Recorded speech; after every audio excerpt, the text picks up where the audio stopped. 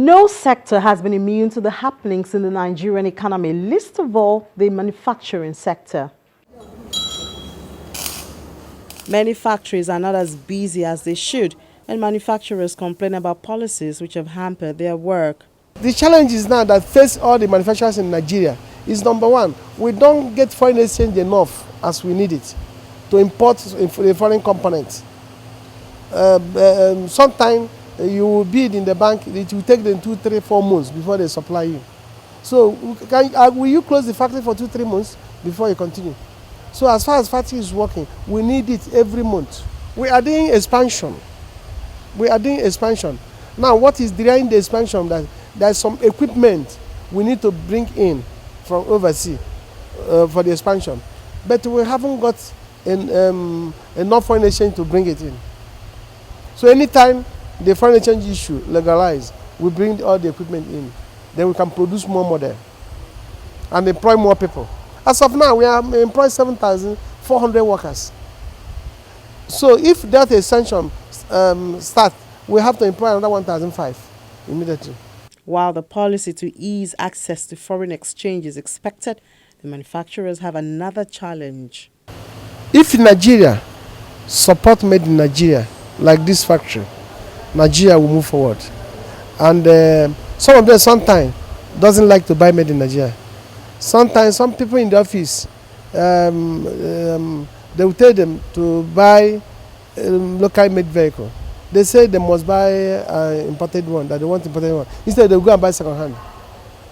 So if Nigeria understand that when you are patronizing made in Nigerian item, that you are supporting the economy of this country.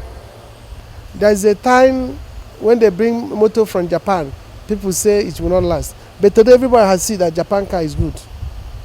So like that, they will say like that, but I'm just telling you that made in Nigerian car is also good. Yes, it will last like others. It is the same system. But sometimes the lack of demand is circumstantial. This particular material, this is the bottle itself, but we call it preform. You have to put it in a machine that will turn it into a bottle. Before, we produce 1,500 cartons. A carton is 12 bottles. We produce 1,500 cartons per day because the demand we are getting is between 1,000 and 1,500. But now, we produce like 500, 300 because the demand has come down. You don't expect a government worker that have not gotten his salary for 3 months, 4 months, 5 months to go out there and start buying bottled water and the rest of them when he cannot even afford the money to buy rice that his family will eat when rice has moved from 7,500 to 23,000. You don't expect him to start looking for bottled water. He will go and take any water he sees from the tap or anywhere and manage it that way because everybody is now exposing himself to danger provided he's living. In some cases, though, the encouragement of local patronage lies in enlightenment and availability of domestic products. We need to now look at how we can grow the inbound flow of traffic into Nigeria. If we are able to develop that, I don't think it will be that bad because within ourselves, there is money that will be injected into the system and it will stimulate the economy again. You know, when we take out this money, so we find we've been doing outbound, because that is what people want. You see, you give your clients what they need. But you see, you also package inbound tourism and make it quite, nice, something that they can appreciate, something that is, that is appealing to them.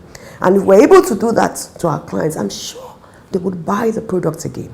So within the budget of what they have, within their budgets, you can't afford the outbound experience anymore, but I'm sure you can afford the inbound experience. And I'm sure the inbound experience will be something wonderful, something a lot of people will want to look at. So if we can, as a country, look at this aspect of tourism and focus on it, and especially see it as, we're looking at recession, or we're saying, how do we get out of recession? So that what we should be thinking about is, what are the easy things we can start with to kickstart the economy while we look at the bigger things, like mining and oil and agriculture? What are the little things we can look at?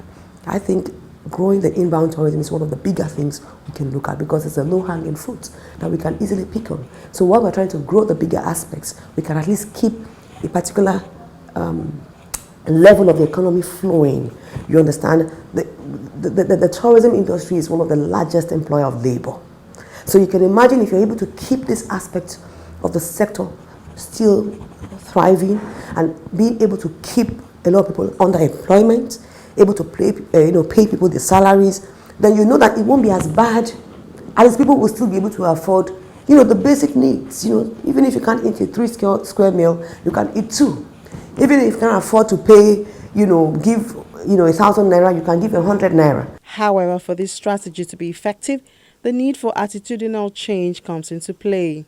And I think Nigerians should see this challenge as a great opportunity that this administration has offered us to think and go beyond the scope of our normal lifestyle, to find from the depth of our intellect and capacity and knowledge to bring in new prosperity, new visions, change manufacturing processes depending on foreign inputs, cut that all off, focus back on Nigeria, reconstruct a new economy, a new lifestyle, a new consumption pattern that can take Nigeria out of the wood.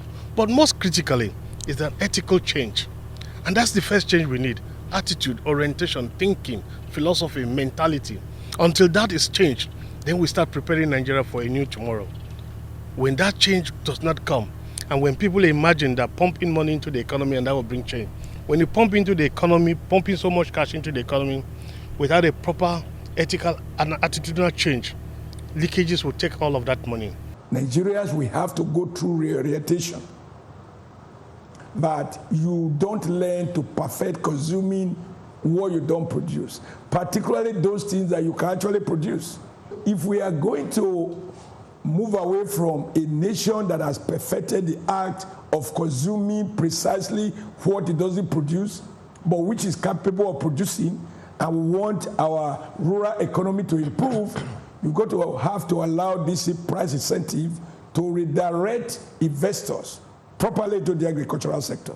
The whole essence of moving away state involvement in the economy more towards private sector driven economy is that the private sector should also aim at structuring their production pattern in a way that over time they do not need to import all of the things they currently import. Attention is also called onto policy making. The CIBN is not in a position to properly fund the foreign exchange market. So the main salvation now lies in the autonomous inflows from export proceeds, from oil companies bringing capital, from capital importation from foreign direct investors, and from also portfolio investors. And unless you have a fully market determined rate, those flows will not come in the way they should. And it is very, very important at this time. There's also need to also look at the monetary policy. When you are faced with a slowing economy, when you are faced with a downturn in the economy, the thing to do is to stimulate the economy. And you can stimulate the economy by also easing monetary policy. So rather than tightening, we should be easing monetary policy. The banks hold a part which experts say could lead the way out of recession. If we leave oil and gas out, then let's now look at the other sectors of the economy. You will discover that the contribution of the small-scale sector of the economy, the micro sector of the economy, is insignificant. Microfinance bank, a situation like this, for example, microfinance banks can help by empowering the masses of the people in the various sectors of the economy. Those who have micro businesses to pursue, and who are these? We talk of the vulcanizer outside there, the welder outside there, the hairdresser outside there, the woman making detergents outside there, the restaurant outside there. If the empowerment could come from the bottom, then it will gravitate towards the small-scale enterprises, and from the small scale to the large scale.